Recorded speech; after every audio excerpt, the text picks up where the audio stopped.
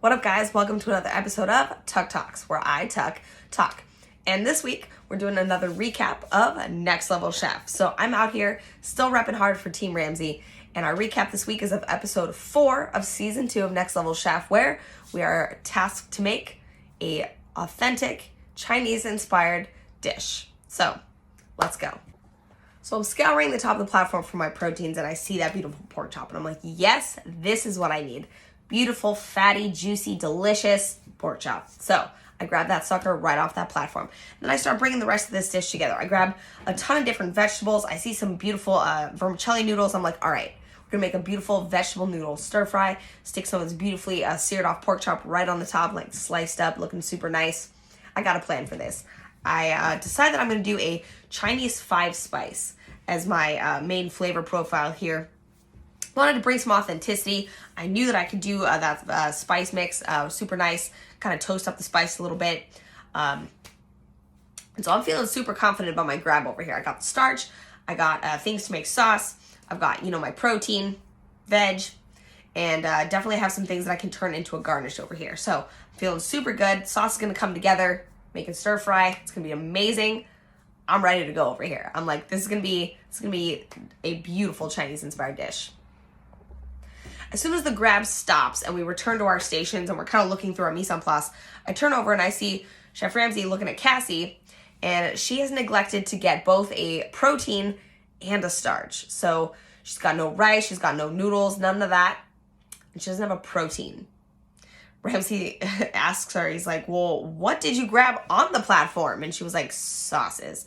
And I look over and a girl has like 20 bottles of sauce on her station over here, which is great. I mean, the sauce, whatever sauce she makes is going to be super fire, but that doesn't exactly help in the actual bulk of the dish, right? There's no protein, there's no starch. So she's feeling the pain over here. And all of a sudden, I just hear some, commotion at the bottom, at the basement level. And so I go over to the platform, I'm looking down, just being my typical nosy self. I'm sure we've seen me being nosy in some of the previous episodes, like, hey, what's happening over there? Classic Tuck nosiness. But anyway, so my nosy self looked down the platform, seeing what they're talking about down there, and I see a fish just kind of chilling on the lip where the platform has gone down. So it fell off and got stuck on this little lip on this platform.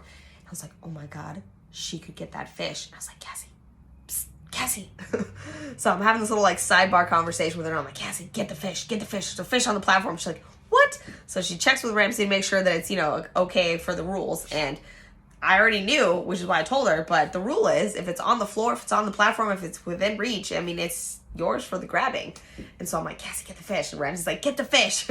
So then he turns over and he's like, Vinny, grab her legs. Make sure she doesn't fall off the platform or something. Just kidding. It's very safe. There's no way you can fall off the platform. Well, I guess if you're reaching down. Anyway, so, Vinny's got her leg. She's grabbing the fish. She gets the fish. And then she's such a goofball. She starts kissing the fish. She's like, oh, fish. Then Michelle comes over and they're baby talking with the fish. It was awfully hysterical. But then we were she's still having a problem with, I don't have any starch. Cool thing is, she starts making hand-pulled noodles from scratch by hand, which I think is super sick. Super dope move. But anyway, so we're starting to cook, and first thing I do is I know I gotta get this protein seared to the proper temperature, rested. There's some basting in there too. But anyway, I have a road to journey on with this pork chop over here. So I get that in the pan, sear it off super nice. As you know from episode 1, my shock and dismay that there's no cast iron on the middle level. So I'm using what I got over here. I'm getting it super ripping hot. Get my neutral oil in the pan, sear it off super nice on both sides, baste it a little bit at the end. Beautiful pork chop. I'm letting it rest. I'm getting some water going for my noodles over here.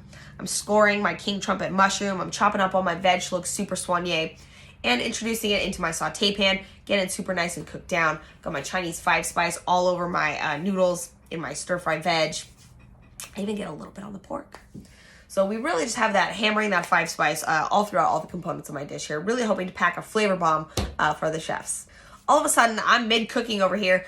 Chef Ramsay's wandering over to Vinny's station. He's like, Vinny. And Vinny's been working with black rice. And if you've never cooked with black rice before, it's really tricky because it takes a very long time to cook.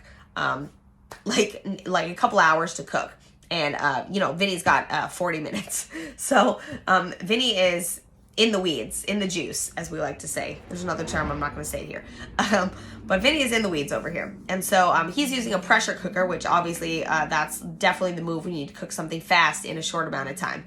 So poor guy's trying to like hammer that rice, and Ramsay's asking him, oh, is it done yet? And Vinny's like, munch, munch. He's like, no way, chef. And Chef Ramsay's like, spits it out and he's like, it's bullets, Vinny. Which honestly I thought was hilarious. But in any event, Team Ramsay is hammering away out here, trying to just crush this challenge and pull us up to the top. All of a sudden, it's mid-round mayhem. Mid-round mayhem already. Time really does fly. Like 40 minutes sounds like it's a really long time, but when you're in the heat of a challenge like this, you've got the three amazing chefs. One of them is breathing down your back. You see your teammates cooking their hearts out over here. It's a stressful situation. And so the mid-round drop is called, and we look over ginger. Ginger is an amazing element, a beautiful flavor to add into Chinese food. And so I'm stoked about this introduction. I'm going to definitely add some into my stir fry, get some in my sauce here. It's going to be really great. So I'm happy about the drop down. Again, the drop down is never to screw you up or give you problems. It's supposed to enhance your dish. You're supposed to adapt and be able to incorporate that ingredient into your dish on the fly. And so hopefully I did that. There were 15 types of ginger on this platform when it came down for mid-round mayhem. So I don't know if you knew there were like 15 types of ginger that you could play with, but I just grabbed straight up knob of ginger. That's all I needed here today. I definitely see some pickled sushi ginger up there. I see some candied ginger, which is beautiful. But for what I'm doing right now, all I need is just good old straight up knob of ginger. So of this 40 minutes, you can only plate during that last 90 seconds. You only have 90 seconds. You are not allowed to plate before that last 90 seconds. And so when you see us scrambling to get our plates on the platform, that is not edited. That is real life. It is a scramble to get that plate on the platform because you literally can't plate before that 90 seconds. And that 90 seconds includes running that plate to the platform. And if you're a little guy like me, I'm 5'2", you really want to make sure you get there and have enough time to hoist it up and put it on the platform. Otherwise, unless your chef's stretch height, that platform moves and there's no way. You're a goner, right? So I really have to make use of my 40 minutes and especially make good use of that 90 seconds. So my plan is whenever I get a component done, I put it in a mise cup, a deli cup, and I stick it over by my plate because our stations are rather large, right? And so I have one side that I'm doing prep. I have my cooktop over here, and then I have one side where I set my plate and I get all of my components around it. So I ensure to myself that I'm not going to forget anything on that plate, because how disastrous would it be if you went to all the trouble to make something beautiful, some beautiful component, and you forgot it on the plate, right? And so in the restaurant industry, you have everything super lined up nice and tight. And so I'm applying those same practices that I learned from actual restaurant life to this competition here. And I think that's going to serve me well. As being a professional chef, I have learned how to keep very organized in high pressure situations, keep my cool, and push out good food no matter what. I mean, that is the name of the game when you're a restaurant chef. So I'm just keeping my station really tight. Like one of my heroes, Anthony Bourdain, he always was like really important on your mise en place being nice and tight. And so I tried to keep that momentum here in the competition as well. So back to my pork chop. As a professional chef, I know that your meat needs to rest after you cook it to make sure it holds all that juiciness in your actual meat and you don't get juice flying all over your cutting board. Super essential. And so I make sure to slice my pork chop at the very last minute, right? It's been seared super nice, basted, it's resting, and I wait until the very last second to slice that meat. Like in that 90 seconds of plating is when I am slicing that pork chop to make sure that it stays as juicy as possible so that by the time the judges get to taste it, it still holds some of that moisture in there and it hasn't dried out. Because one of the things you have to worry about with pork is that it's just naturally can get pretty dry, right?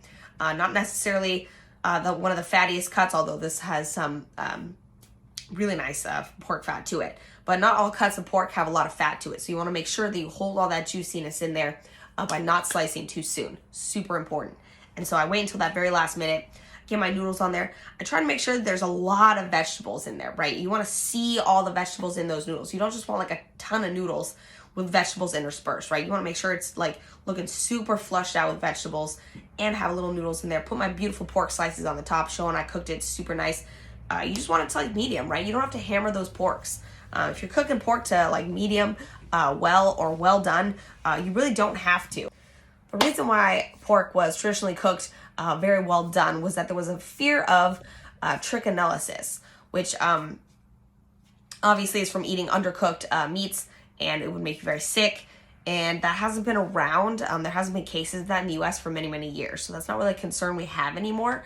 And so, you can cook your pork to medium and be good to go. So you don't have to do it well done. Save the pork. Leave the juice in the pork, right? Don't hammer it. Don't well done. Unless you like it that way, in which case, go for it. But I'm not serving Chef Ramsay well done pork. Bet and believe.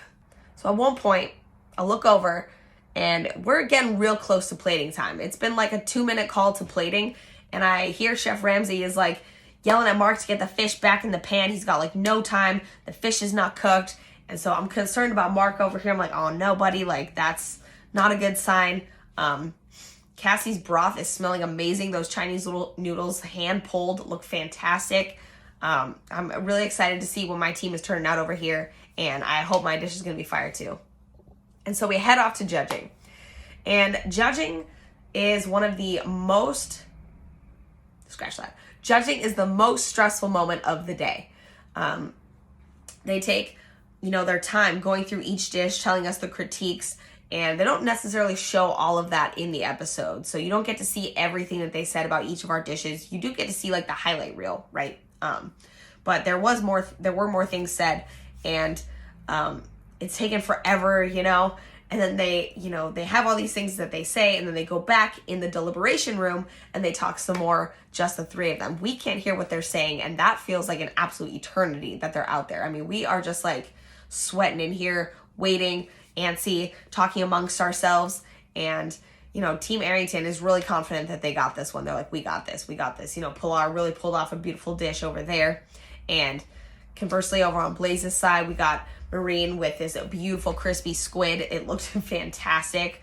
And on our team, we're really pushing for Chef Cassie to just bust out with that Chinese noodles and broth that she made on the fly. I mean, that was a flavor-packed broth. I got to sample a little bit after. Shh, don't tell anyone.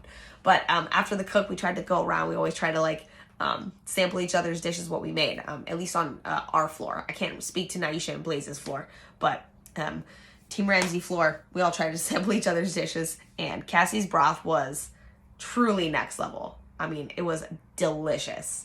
And those noodles, Chef Cassie crushed this challenge. So I'm pulling for a Team Ramsay win here. But the judges come back from deliberation. Chef Pilar took it to the hole with that beautiful Mongolian beef. And she's had some training from a chef teaching her how to make the Chinese mother sauces. So no wonder she makes this beautiful fire dish over here. So really stoked for Chef P. She is an amazing person. She's a badass in the kitchen. It was a pleasure to get to know her during this competition. So next week for episode 5, Team Arrington's going all the way to the top. Good job, P. And then, of course, obviously, that leaves Team Blaze and Team Ramsay again up for elimination. And so Team Blaze puts forward Chef Matt with his overcooked fried rice. And there was a little bit of sweetness to it that they weren't happy about. And Matt has a pin. All right, Matt is one of the immunity pin winners. All right, so there was myself, Chef Nori, and Chef Matt, each with an immunity pin, meaning that if we were ever up for elimination, we could turn in this immunity pin and be saved. However, that would mean a different member of our team went up instead. But while it is still a team game, at the end of the day, this is an individualistic kind of game, right? We're on teams now, but there's only one winner. So Matt turns in his pin, as of course I or Chef Stretch would have too. We chatted about that. We were like, would you leave with the pin still on your chest, risk that? And all three of us came back with no way. Like, if there was ever a chance, we would turn that in immediately. And so, of course, Matt does that. And he turns in the pin. And unfortunately, that means that Chef Chris is up for elimination with his undercooked rice. And so, definitely a bummer for Chef Chris over there. And when it comes to our team, Chef Ramsay puts up Chef Mark, who had some undercooked fish. And his dish didn't really read Chinese all the way through, which is unfortunate. And so we find out that the elimination challenge is going to be a dumpling challenge. And so I love dumplings. I can smash on dumplings anytime, anywhere, any day. if you're ever in San Francisco, hit up Dumpling Time. So fire. I just went there this past weekend. Best in the Bay Area dumplings for sure. Owned by my buddy Chef Jackson Yu. And it's just, I love dumplings. And so I'm excited for them to whip out some dumplings. And they can make anything but a Chinese dumpling. So they got to go somewhere else in the world over here. We just did the Chinese challenge. And so this is called Dumplings Around the World. And so Chris takes that and runs with it. And he makes a Mediterranean dumpling with some lamb. And he's got some yogurt-based kind of sauce. He's got some tomato kind of condiment on there. Some cucumbers, some dill. It's looking beautiful. He did a really nice crimp on those. It's looking great. And then we've got our own boy, Chef Mark, over here. And he decides to make an Italian dumpling, aka ravioli. And seeing as how our team is a lot of Italian people, we're like obviously super stoked about this. And so he grabs some ground pork and he starts whipping out these beautiful raviolis. He makes a little tomato sauce to go with it. He throws some basil in there. It looks fantastic. They both look fantastic. And time is called, hands go up, and it's time for the final judging of this day. So Chef Ramsay and Chef Blaze step out of the elevator, right? Because they're the chefs with skin in the game here. Chef Naisha was the proctor of this elimination challenge. And so the chefs step out onto the top floor here and start tasting the dishes. And, you know, Chris's is got some really nice spice to it. It's beautiful looking. And then they come to Mark's and they're saying that they were, you know, also really tasty, that Italian was a great way to take this. Unfortunately, Chef Mark was chosen to go home based on a little water seeping into his dumplings and there being some oniony bits in there that were a little bit large, not chopped up fine enough. And so unfortunately, our boy Mark goes home. Team Ramsay is no longer 6 strong. We are officially a team of 5. And so Team Blaze still at 4 people. Team Naisha and Team Ramsay both at each 5. And so we've got 14 contestants out of the original 18, right? So that means next week we are on episode 5. And we're super bummed that Mark is leaving here. Super bummed. You know, he was the heart and soul of our team. He was our team cheerleader. And as he's exiting the top floor, he does his Eagles chant because Mark obviously was on the NFL, on the Eagles. So he does his Eagles team chant as he's exiting on the elevator. And we're truly going to miss him. He always led our team chants. I don't know if they've shown it, but every day before we cooked, we would all put our hands in, you know, sports style and go 1, 2, 3, team, 4, 5, 6, Ramsay. And Mark was the counter. And so we're really going to miss our team cheerleader. And, you know, he was amazing to work with. He's a fantastic chef and I wish him all the best. And so next week we're doing Wild Game. And so as a former butcher, I have had some experience with wild game. In fine dining restaurants, they use interesting proteins to mix up the menu versus the, you know, very typical like steak, chicken, fish, blah, blah, blah. And so I've had some like cool experience with different game meats. And so I'm hoping I see one of them that I've worked with before on the platform next Cook Challenge, but we'll just have to see. You never know what's going to end up on that platform. So I'm just going to prepare myself and hope that everything that I have learned along the way has prepared me for this moment, because that's all it comes down to at the end of the day, in my opinion, is what you grab off the platform. Just cook it well, you know, put some love in it, put your heart on that plate, send it out to the judges and hope that they like it. You know, put your all into every dish that you cook. And so I'm really going to try next week. And don't forget, the new episode is in 2 days. All right, new episodes on Thursday. Recaps of Tuck Talks happen Tuesdays. So, got a couple days. If you haven't watched episode 4, watch episode 4 and get ready for Thursday, episode 5, game day. As Team Ramsay, or as Chef Ramsay said before we left, game on.